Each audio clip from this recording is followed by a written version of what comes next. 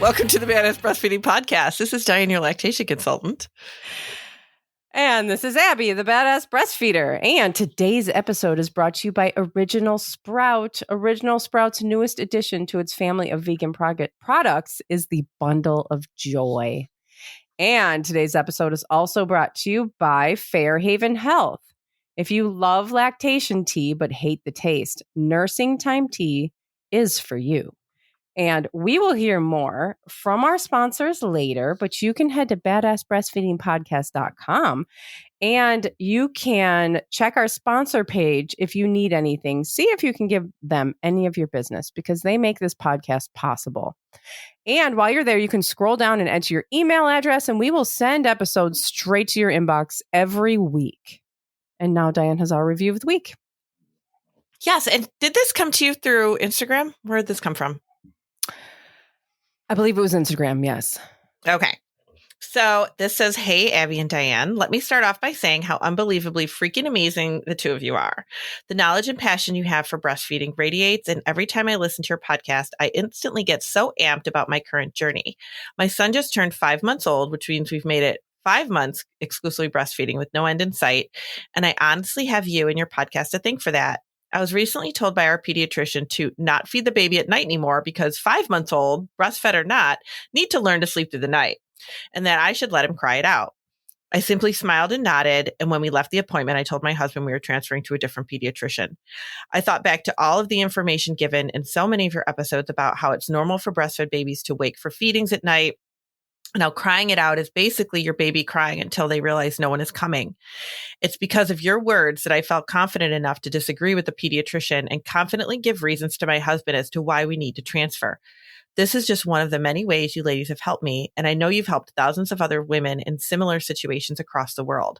Thank you for all you do and all you believe in. You both are truly badass. This is amazing, and I love it when we're able to empower somebody to be like, this doesn't feel right to me. This information you're giving me doesn't feel right. Whether it's your pediatrician or your mother or your sister or your neighbor or whatever. Yeah. To be able to be like, you know what? I don't feel like this information is right. That's not what I'm doing. And I honestly, like when I read that, I was like, I wish I felt like that when I had my kids. I really do. I really wish I felt that confident when I had my own kids. And it is really hard to not listen to what somebody else is telling you and just go with what you feel is right for you. That's a really difficult thing to do. It is. And it's really sad. It's really sad. It's like, I feel like this is the time where you need the most support. And it's where you end up doing the most fighting for yourself and your family. You know, like you're just like you end up pushing against the grain. Sometimes maybe you don't, but if you're breastfeeding, you probably do. If you're co-sleeping, bed sharing, whatever, you probably do.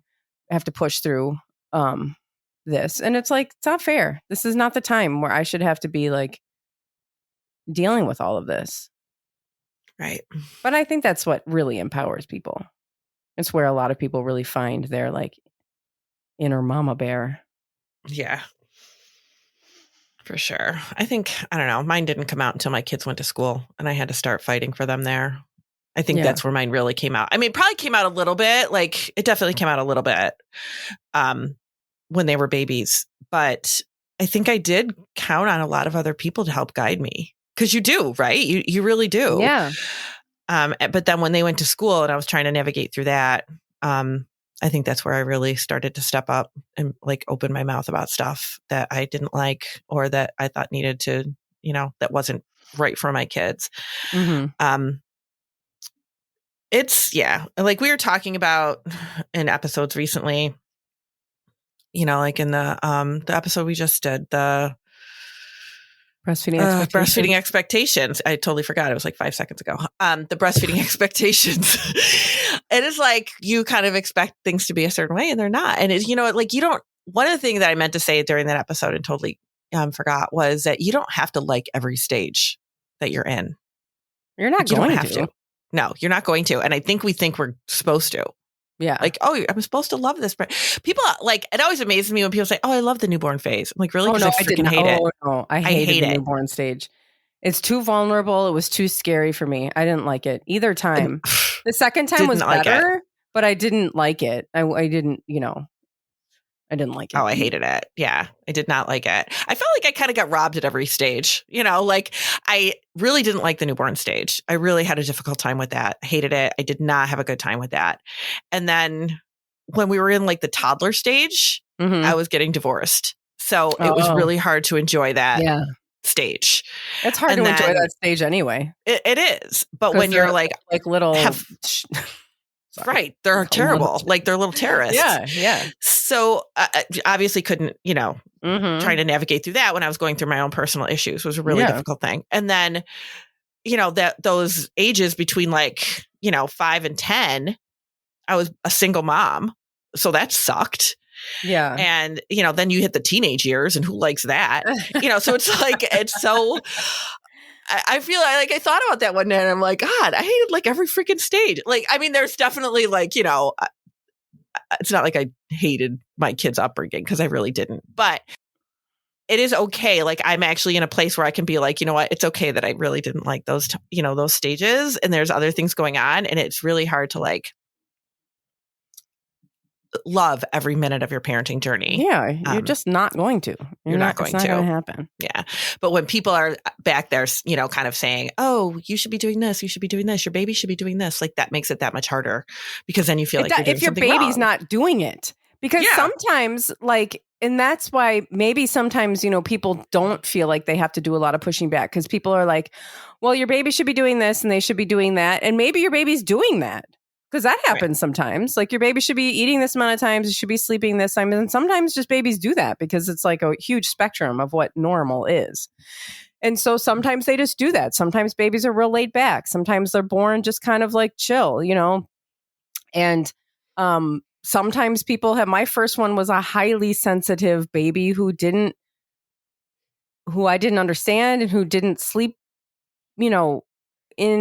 without me, who didn't, he was doing all of these things that were not what they were telling me he was supposed to be doing. And so then I was like very confused and had to learn, had to go through a whole thing. So, I mean, it really just depends on what's, going on with you because sometimes people breastfeed and it just works out.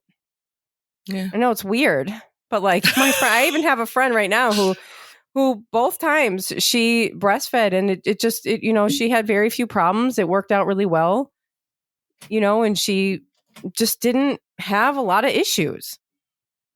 And like, sometimes if you have a friend like that, it's like really annoying. Yeah. Because you're like, why is that not happening for me? But every once in a while, it just kind of, the baby's just kind of going along, going with the flow and everything's okay.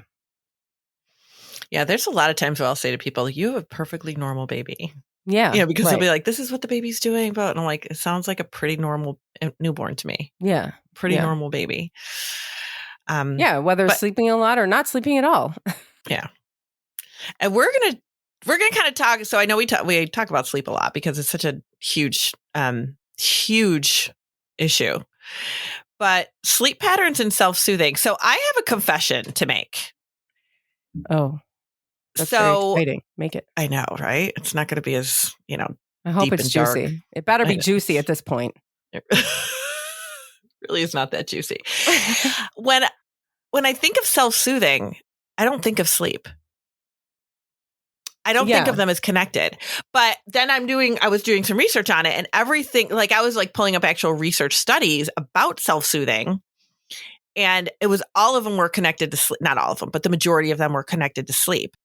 To me, self-soothing is like that baby that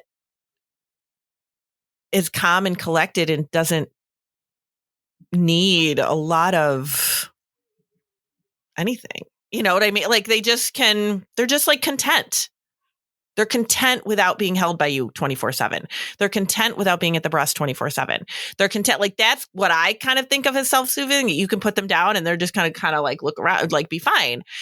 That's kind of what I feel like is self-soothing. I don't think about the sleep piece of it, but obviously that's a huge thing because if babies aren't content, they're not going to sleep well. But I just I just don't think about it like that. I just always think about it as like, oh, your baby that's self-soothing has learned to be content by themselves, like all the time, not just for sleep. I think I don't know. Everybody maybe has a different I feel think about people what that do have different ideas of it, because I also think that it's a bit of a myth. Because it's not nobody really like self-soothes. Right. We're always doing it with other people. And this is how babies learn about soothing themselves. I think of soothing as something that you do kind of in response to being upset. Or something that you do to get from one state of not calm to calm. So like I was telling you, like we had a wedding yesterday. My stepdaughter got married. Tom's daughter got married. And we got back from the wedding, and I wanted to sit in the hot tub for a few minutes because it was just, a long day or whatever, and dressed up and in shoes and all that stuff. So I'm like, I want to sit in the hot tub. And he can't, because he had a knee replacement. So he's still at the point where he can't, do anything like that until it's like fully healed. So he was sitting on the patio, and I was in the hot tub, and we were talking, and he goes, what are you going to talk about tomorrow on your podcast? And I go, we're going to talk about self-soothing. And he goes, for the mom or the baby? He goes, and I'm not saying that to he goes, I'm seriously asking, like, who's self-soothing? And I go, the baby. I go, but, I don't even know how to self-soothe either. And he was like, yeah, the other about makes sense. Like, who does, kind of thing. And it's like, it's true. Like, we're adults. How do we self-soothe? I don't know. Well, we all do. And we do in unhealthy ways, probably, right? Like, I mean, a lot of times that is what happens. People, drink or smoke or have sex with strangers, or I don't know, or Xanax, people do all Xanax, right, yeah. But I mean, the whole concept of self-soothing is just kind of strange. Again, the word itself, self-soothing, is like, first, babies can't do anything for themselves. Well, why would we expect a baby to be able to do that? Well, that's exactly, and crazy. This is where the whole kind of I found a quote on the internet that I just loved, which I think was because we wanted to do an episode on sleep, but we weren't sure, like, because we've done so many of them, we were like, what area of it should we talk about? And this is what it really kind of honed it for me, because this quote by Rachel Sampson, I don't know, she's an Australian psychologist. It says, the capacity for self-soothing is born out of hundreds and hundreds of instances of being soothed by someone else. Now, here's the thing. Many of us haven't been soothed by somebody else when we were infants. And so we don't know how. Right. We don't know what that feels like. And so when we talk about like babies, babies need to cry it out so that they can learn to self-soothe. Babies need to sleep in a separate area away from you so they can learn to self-soothe. Toddlers need to, get it together when they fall so that they can, learn to self-soothe. This is not how people learn to regulate their emotions throughout their lives. No. People learn to regulate their emotions throughout their lives by being with someone who is regulating their emotions, an adult who is regulating their emotions, and being with them. And for infants, this is going to come from breastfeeding. And no, this comes down to James McKenna says that there is no such thing as sleep. There's no such thing as breastfeeding. There is just breast sleeping. And being latched on and falling asleep is really the beginnings of attachment and soothing and learning that feeling, learning about, relationships. It's really the foundation of really everything that goes on throughout your life. And, many of us did not go through this, being constantly soothed as an infant, toddler, child. And so we have a lot of, we don't know how to get there. We don't know how to get there as adults without some assistance, usually from substances. It really is about your baby feeling safe and secure. Like that's the foundation, right? Like they're building a relationship with you and they're learning how to feel safe. They're learning how to feel secure. And they get that by your constant responding to their needs. Exactly. Like this is very baseline. Like this is not, it really is very baseline.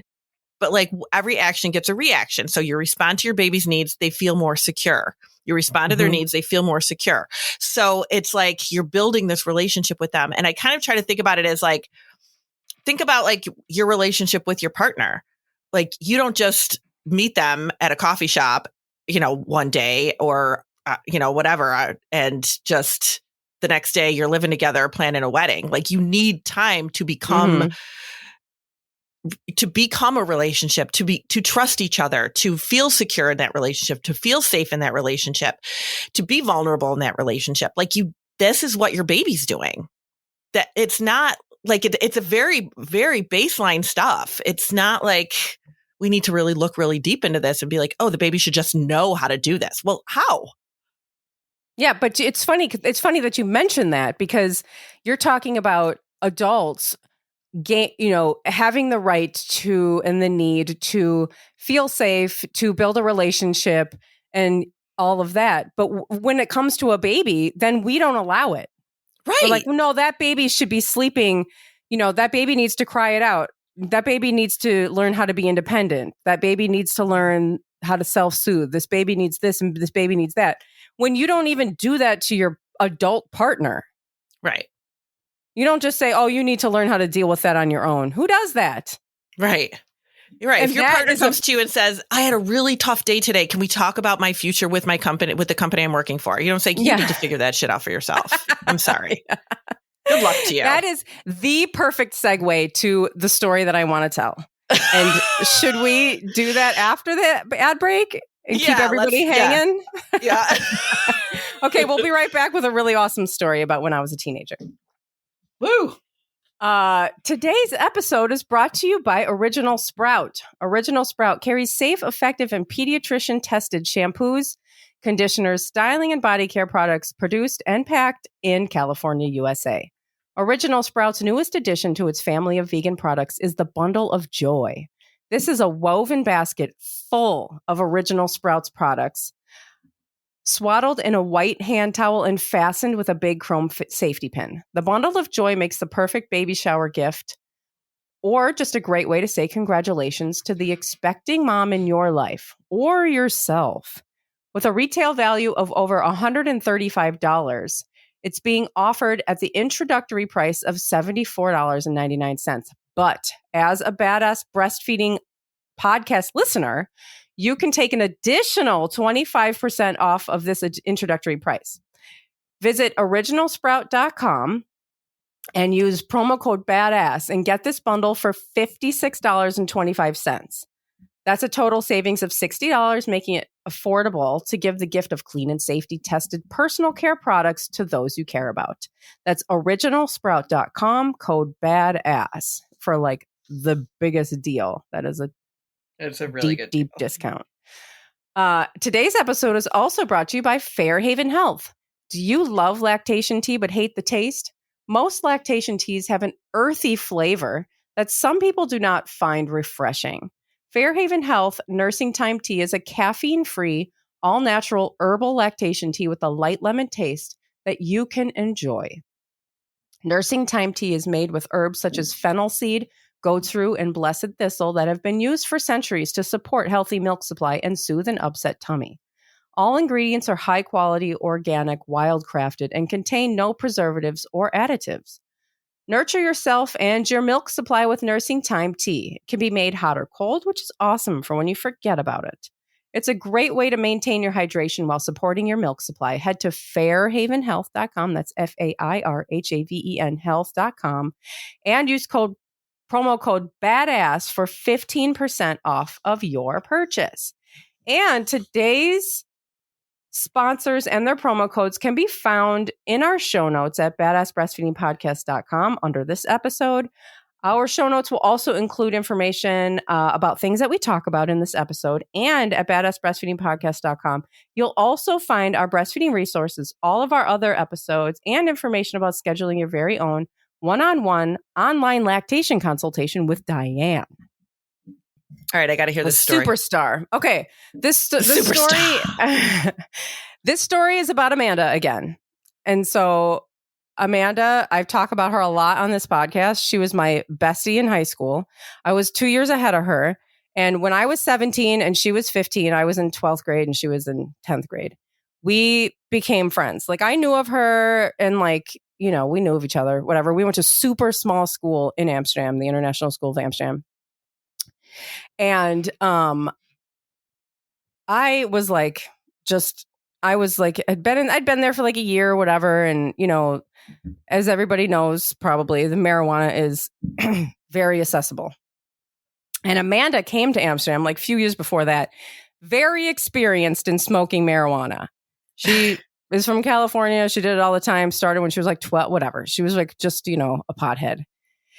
And I had never smoked pot before. And so she goes to me, we start hanging out. She goes, do you want to come over? Do you want to come over and smoke some pot? And I was like, oh my God, okay. And we just like knew, we knew that this was like the beginning of our friendship and we were just going to be like best pals. We just kind of knew it. And so I go to her house. Her parents are out of town and we go onto her balcony and we start smoking. I start smoking first time ever. And after a while, like, I don't feel anything. We're kind of walking around and I'm just like, I don't feel anything, which is apparently common when you're your first time. So we go out a little while later and smoke again. You know, we smoke more. And so now I'm just standing on the balcony and suddenly I'm like, oh my God, I have to sit down. And so I go into there's like these French doors out onto the balcony. So I go in through these French doors and I start to like, I can't feel my legs. My legs just start to turn to like noodles. And I'm like, oh my God, I see a couch. I see like the back of a couch. And I'm like, I need to make it to the couch. I just need to make it to the back of the couch so I can hang on. And like, I'm walking, I'm wobbling. I make it to the back of the couch, barely. I have my hand touch it and I just fall to the ground.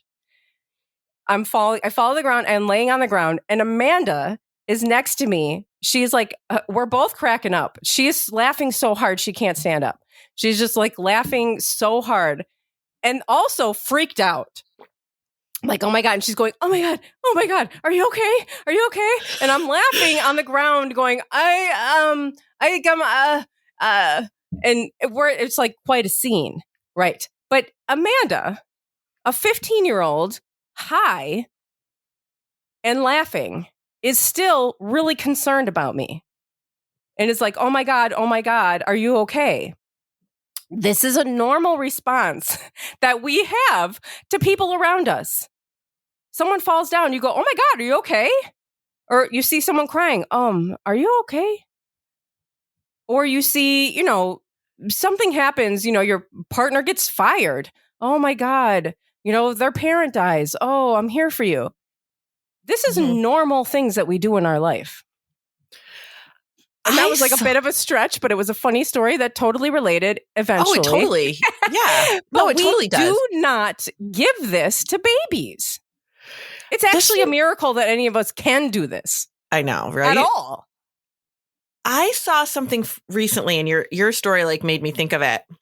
I can't remember where I saw it, but it was kind of like a light bulb moment for me, where somebody said, as human beings, when we're in danger, we look to somebody else. We look for somebody else. Mm-hmm. Like if you think about all those situations, you know, in the world where there is like a catastrophe or there is something horrible that's happening, somebody's afraid, somebody's scared, somebody's caught up in something, you're looking around for somebody else. You're not just like running free on your own. Right. Like you are looking for that connection with somebody else. Other safe humans to be around. Right. Yeah. Exactly. You are looking for somebody else to help you be safe. And then we have a baby and we're like, this little fucker's on his own. Yeah. Because I'm not dealing with his bullshit. You need to lay in your crib and learn how to self-soothe, and you need to be independent. Yeah. Otherwise, but this is, again, the independence is what we do. We miss this. We miss it. We miss the mark so badly that independence is not grown out of being left alone. Independence is grown out of having your needs met repeatedly over and over and over again, every time as an infant on up. And independence is also a little bit of a myth too, because nobody is completely independent. Nobody's completely independent. We are dependent. We are dependent on each other. We are interdependent. And it's a good thing. That is the normal way humans are supposed to be. This whole idea of independence, I don't need anybody, that's a trauma response. That's actually a trauma response of not having your needs met. Right, exactly. I mean, you hear that all the time. People are like, I'm never dating again when they come out of a really bad relationship. I'm never dating again. And it's like, that's a trauma response because you just got out of a freaking nightmare relationship. Like, that's what you hear. Yeah. And this is kind of, it's the same type of idea. When you look at, it's actually kind of, it wouldn't be, it's funny only because I work in this field. But if I were like looking for information on self-soothing, this would not be funny. So when you look at, like, if you Google it, all this stuff comes up. Diane loves to Google shit and see what happens. I do. Because sometimes I'm like, this really is stupid. I don't know why I do that to myself, but I do like to see how much crap is on the internet. People do it all the time. Yeah. And I was like, this is really bad information. But like, there's all this stuff. When can your baby self-soothe? How old should your baby be when they can self-soothe? 5 steps to teach your baby how to self-soothe. And of course, the first thing that comes up is like, not, taking a pause before you respond to them. Oh, the idea that people are putting out there is if you leave your baby alone, they'll learn how to self-soothe. But if you go on Google Scholar, which is another favorite of mine, I don't know if anybody's a fan of Google Scholar, but I really do like them a lot. So if you go into Google Scholar and you put in infant self-soothing, actual research studies with actual people will come up instead of these blogs of people that just think they know what they're talking about. Yeah. And those research studies will tell you that babies that have self-soothed, or that babies that are more content, are babies that have been responded to from their caretaker. Like, that is what you're finding in actual research. Those babies have been responded to by a caretaker. And that is what, and like some of the research studies even said, like, the babies that were not self-soothing, or that were fussier, I should say it that way, fussier, not sleeping back, all that stuff, are involved or are part of families that are more chaotic, or the mother is struggling with maybe a mood disorder. Nobody's responding to this baby. Those are the babies that are fussier. Those are the babies that are not settled. Those are the babies that are not self-soothing. And that is what research tells us. But when you look at these blogs, they tell you need to leave your baby alone so that they can figure it out. It is so insane, the disconnect that goes on from like science to reality. It really is. It does not match. And I mean, the Academy of, I noticed that the American Academy of Pediatrics made another Facebook post. I mean, it's not new. Their policy is, and it said, bed sharing is, very dangerous. You're risking your child's life. Don't do it. Da, da, da, da, da. When we know that it's not that simple. There are situations where bed sharing is unsafe, but bed sharing in a safe environment, science tells us that is a protective factor. So, I mean, I know where the disconnect there is. And I mean, there are situations where it's not safe, and there are people who, shouldn't do it. Like if you smoke or, on certain medications, or you drink, or your bed is, water bed, or, these situations are not safe, but there is such a disconnect. And so, the self-soothing, your baby, it's very normal for your baby to be very wakeful in the beginning for quite a while, maybe a long while. I mean, I think Exley was like 4 when he stopped nursing through the night. And that's just unacceptable for some people. Some people are like, I can't do that. And Right. that's okay. But we have to understand what is normal before we can say this is not normal and something's wrong and we need to, I don't know, we need to intervene or something's wrong with my child. One of the things that I realized after I became more educated in this field, my twins were pretty good sleepers. And I always felt like, oh, I'm so lucky. Like, because I had, 3 kids in 2 years, and that was just really a blessing. They slept together. I kept them together all the time. Like they literally, like I would tell people, oh, did you keep your twins together? They sleep together. They slept together for probably 13 years. They always slept together. That was their comfort. That is what they were used to, especially as newborns. But like, they had each other. Yeah. So that was soothing for them. They didn't need to do anything else. They didn't need anybody else. That, for that kind of a thing, for them to feel comfortable, for them to feel secure, because they had each other. So that I didn't have to worry about. But how is that any different from like me needing to do that if it was one baby? You know what I mean? Like, it's just, I don't know, like, I just don't understand sometimes, and so one of the things I know I'm all over the place, but one of the things that I talk about, like when I do prenatal stuff, is how skin to skin in that newborn phase, like as soon as a baby's born, like they put the baby right on your skin. This isn't something that they were doing, even 15 years ago, but it's really like come a long way, like all the research on skin to skin and how important it is. But we do know that some of the research that's been done with skin to skin tells us that babies that are skin to skin more learn how to regulate better. Oh, yes, and exactly. They cry less the first year of their life when they are skin to skin, early and often. And that is just because they are in their place where they are safe and secure. So why would they cry? Why would they? They are soothed. They are soothed, right?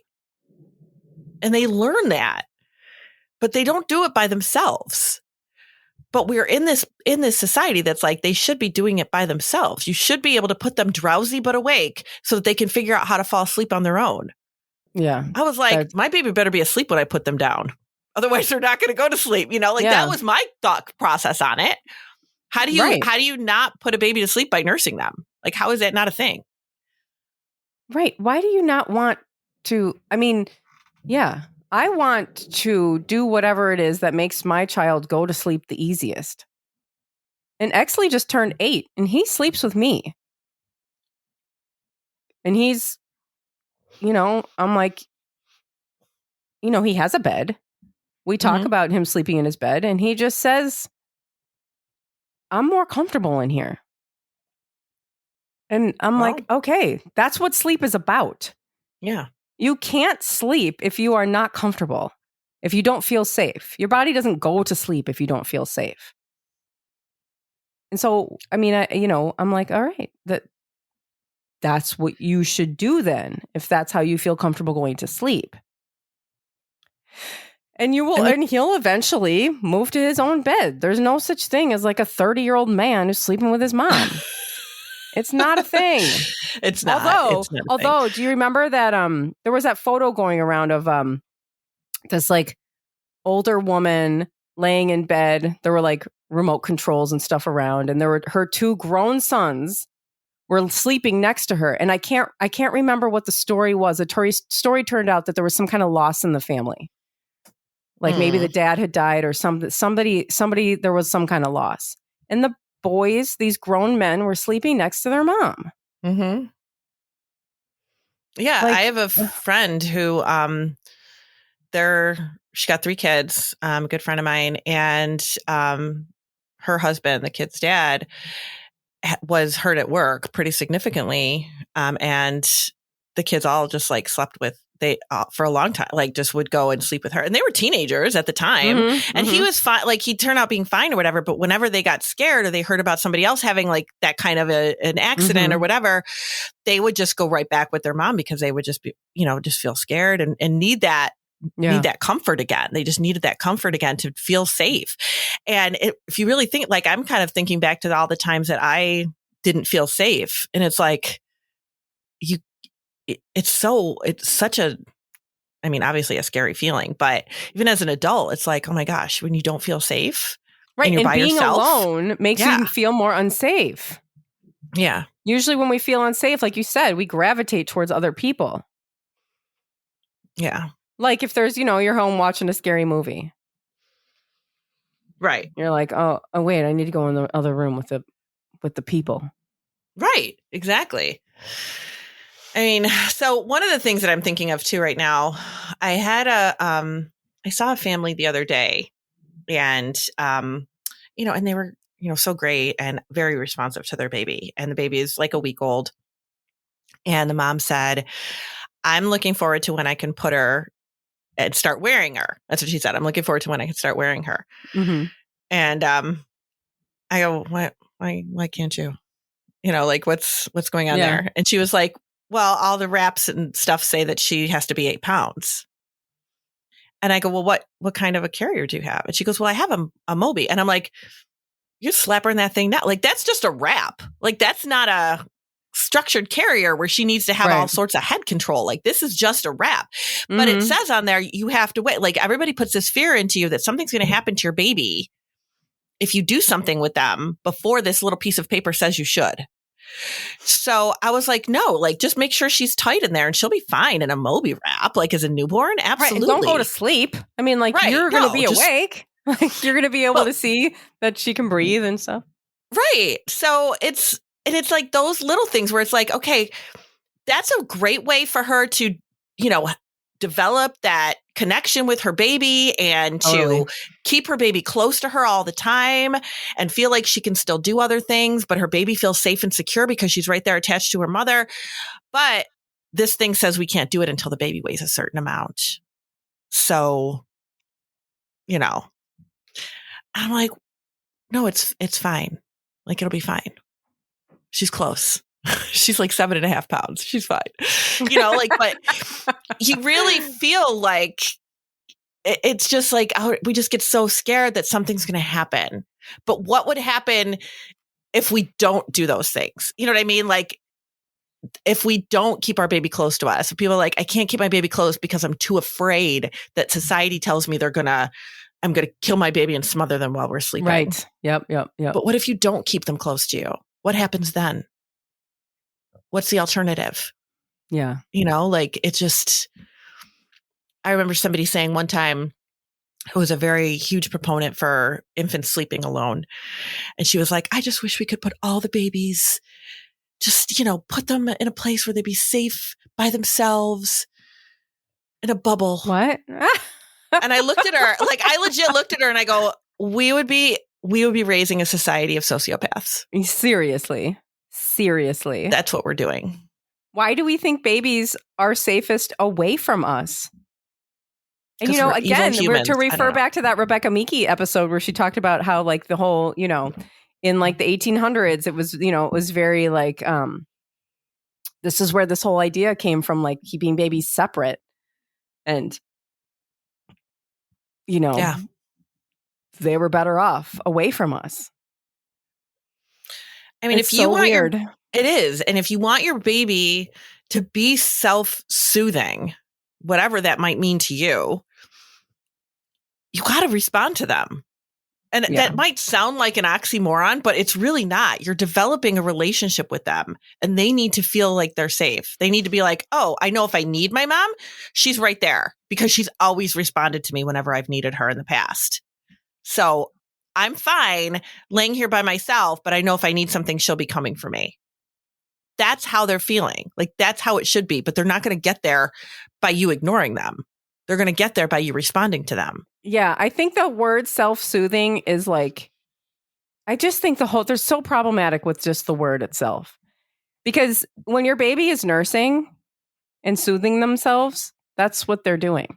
They are self-soothing by nursing, or they are self-soothing by being close to you. And I know that people are feeling like, because a lot of times when we talk about this, you know, when I talk about this with families of babies that are newborns, and they're like, I just can't do that. I can't be constantly let my baby on me all the time. I can't. I'm tired. I have other things to do. You know, I need to do all this other stuff. And it's like, I don't know how to fix that for people, because I get it. You know, I was there, but I don't want to be like, well, this is what you signed up for. Suck it up, buttercup, because this is it. But it's like, I don't know. That's why things like putting your baby in a wrap so that you can get things done is really helpful for stuff like this, because then you still have your baby with you and you can still do some things if you really feel like there's stuff that needs to get done. But your baby is not going to be better off if you just leave them somewhere and you go do what you need to do. Yeah, this is also why it is never, ever helpful to keep family planning and talks of, you know, health talks and all of this like away from kids, because we're afraid that they're going to have sex and have babies. No, all we're doing is making them think that it's no big deal. Right. People need to understand this is what happens when you have a baby. This is what you're going to need to do when you have a baby. People are going to be able to make a better informed decision about whether they really want to do this if they have the information. Right. Because we don't know. Like, we go in and we just seriously don't know. Oh, totally blind. Yeah. Totally blind. But your baby is not, you know, I think it's, the takeaway is when you are meeting your baby's needs and you are responding to their needs, they are self-soothing. That is them. That's learning how to soothe themselves. Mm-hmm. There is never any need for them to be alone or for them to cry by themselves. There's nothing like, you know, helpful. There's nothing they're gaining from that. And usually what I see is that parents already know this. Like, just like that review that we read, she knew it. And when that pediatrician said that to her, she's like, this isn't right. And I have had parents always say, well, this is what I was told to do, but it just doesn't feel right. And it's like, then it's not right. You know, and that always is revolved around letting your baby cry, leaving your baby by themselves, not picking them up when they need it, not feeding them for comfort. Like, you can't you know, like, don't let them comfort suck, all that stuff. Like, that is, feel like that just doesn't feel right to me, because it's not right. If it doesn't feel right to you, it's probably not right. But that is your like primal instinct saying, I need to respond to my baby. Mm-hmm. But people tell you that that's not the right thing to do. And that's where we're wrong in our society. We're just wrong with that. It's not helping anybody. So true, man.